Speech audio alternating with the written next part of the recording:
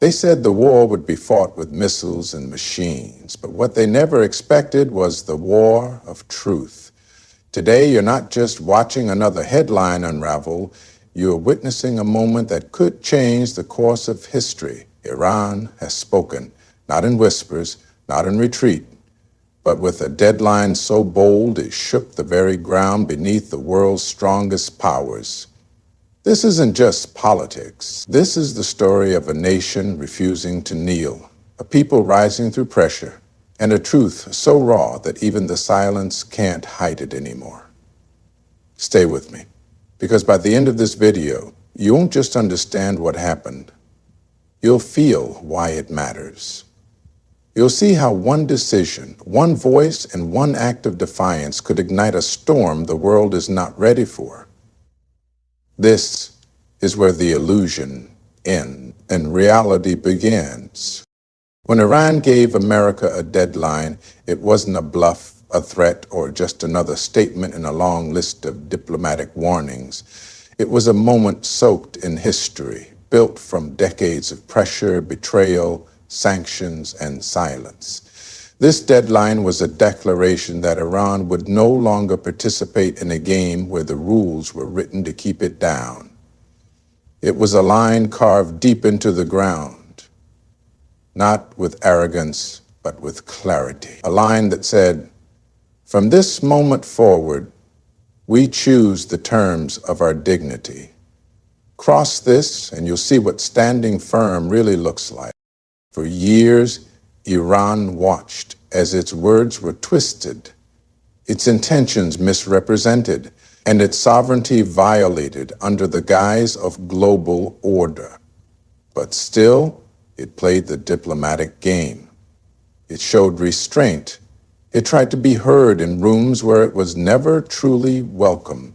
It engaged in talks while its scientists were assassinated, its people were sanctioned into suffering, and its name was dragged through the dirt. But every nation has its threshold. And this deadline, this bold, unapologetic message, was that threshold. This wasn't about nuclear programs or proxy alliances anymore. This was about principle, about saying, you can no longer keep moving the goalposts and expect us to chase it. Iran was no longer reacting. It was confronting. It was choosing to look the superpower in the eye and say, we're not afraid of war because we've already survived everything you threw at us to avoid one. To the outside world, it looked like a sudden escalation, but to those who had been watching closely, it was a long time coming. This deadline was forged in the fires of broken promises. From the JCPOA withdrawal to the murder of General Qasem Soleimani to the unending silence over crimes committed in Palestine.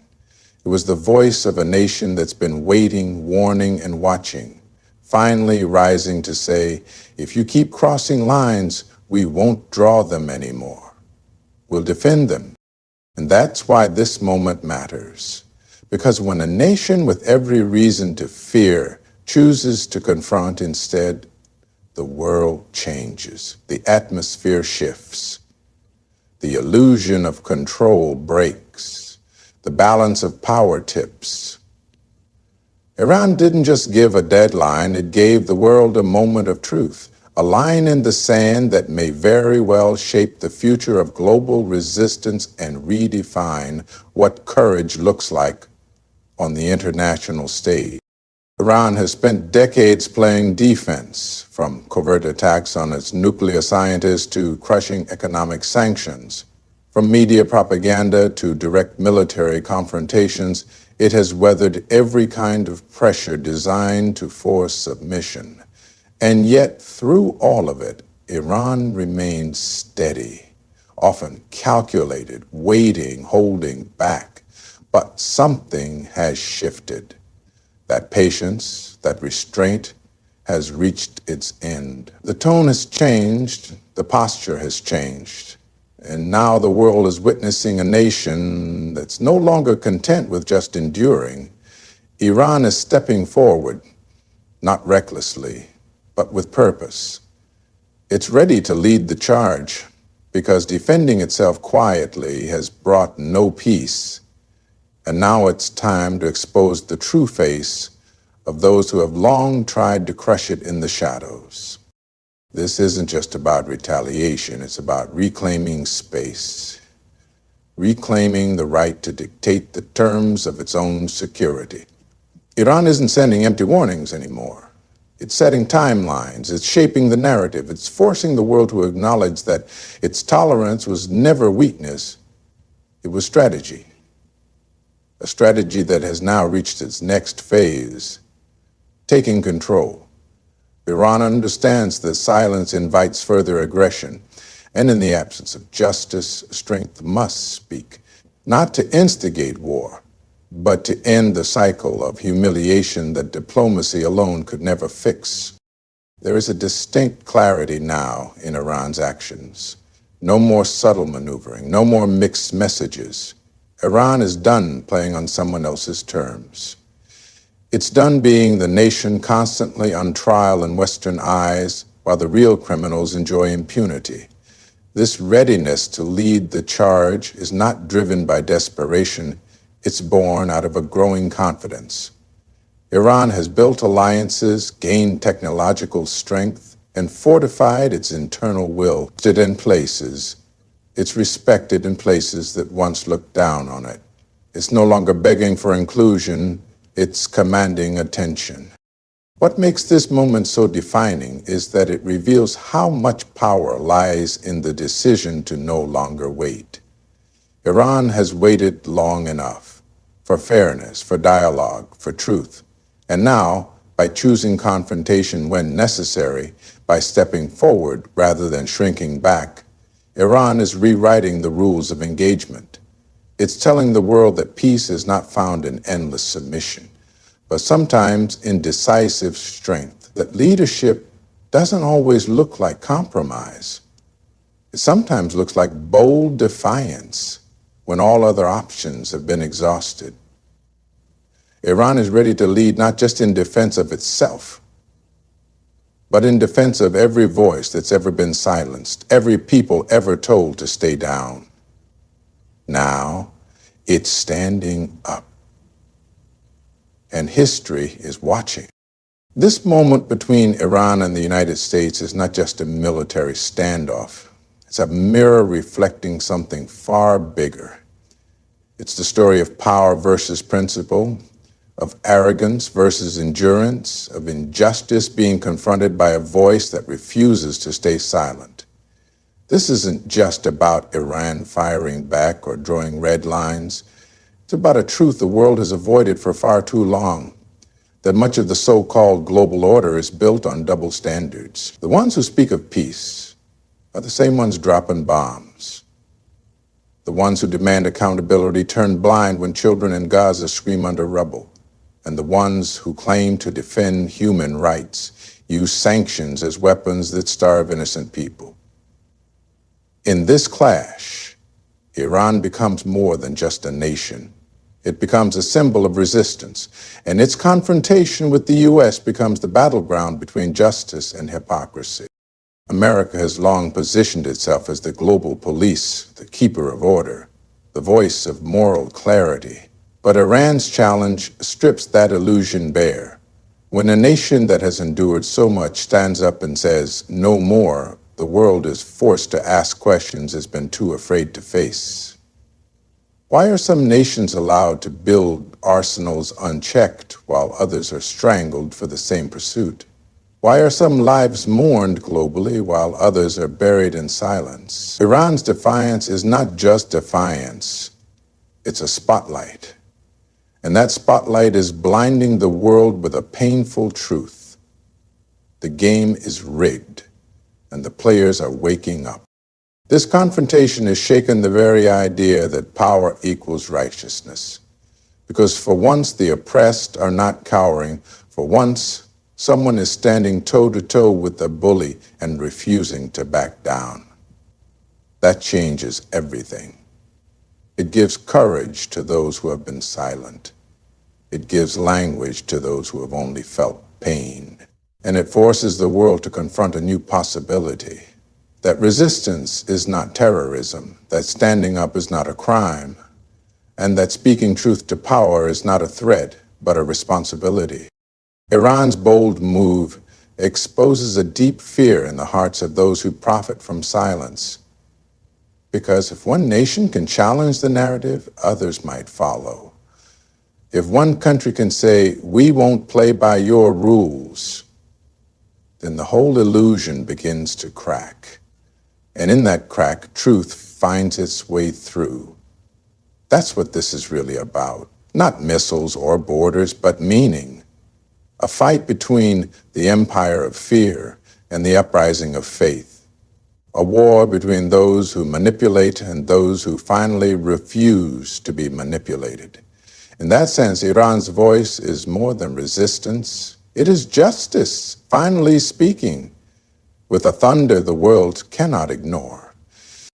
For decades, unity among Muslim nations has been more of a dream than a reality. Spoken about in conferences, repeated in Friday's sermons, but rarely seen in action. Differences in politics, leadership, and allegiance have fractured the Ummah, allowing external powers to exploit those divisions with ease. But something about Iran's latest stance has shifted the landscape. With one bold deadline, with one refusal to bend, Iran has triggered a ripple across the Muslim world. A ripple that's waking up long dormant voices. Because when one nation dares to say, "Enough," others begin to question why they ever stayed quiet. Iran's courage is not just being watched. It's becoming contagious. This isn't about every Muslim nation suddenly agreeing on every issue. It's about something deeper, something spiritual. It's about the realization that silence in the face of injustice is no longer an option, that neutrality in the face of oppression is complicity. Iran's firmness is reminding the Muslim world that dignity is not a Western gift, it's a divine right. And that right is worth defending, even if it comes at a cost. When one nation stands firm while surrounded by threats, others begin to remember that their own strength was never in weapons or wealth, but in faith, in principles, and in unity. The potential for real Muslim unity is no longer confined to symbolic gestures. As Iran draws its line and prepares to face the full force of opposition, more nations are being forced to pick a side not based on fear, but on truth. Do they align with those who fund destruction and mock their faith? Or do they stand with the ones who refuse to be silent anymore? That's a decision being made in every capital, every masjid, every household, where Muslims are watching events unfold and asking themselves what role they will play when history looks back. Iran's stance has exposed something powerful. It is inspiring not because it's perfect, but because it's real. Because it reminds us that fear can be defeated, that the world's so-called superpowers are only as powerful as the silence they can impose. But when a voice rises from the rubble and refuses to stay quiet, it breaks the spell. And right now, Iran is breaking that spell in front of the whole world, not just for itself, but for every nation, every people, and every soul that ever wondered if it was possible to stand up and still survive. The world is arriving at a crossroads where neutrality is no longer a refuge and silence is no longer safe. The events unfolding between Iran and the United States are more than headlines. They are revelations. As Iran draws a bold line and the threat of direct confrontation rises, people across nations are being forced to confront uncomfortable truths that have long been buried under politics and propaganda. This moment is peeling back the layers of global diplomacy to reveal something raw and undeniable. The systems we've trusted for justice have been deeply compromised, and the voices we were told to fear are often the ones telling the truth. Iran's unflinching stance is exposing those contradictions in broad daylight, and the world is finally paying attention. For too long, the global narrative has been shaped by those who speak the loudest and own the biggest stages. They've told us who the enemy is, what freedom looks like, and which voices deserve to be heard. But that control is slipping.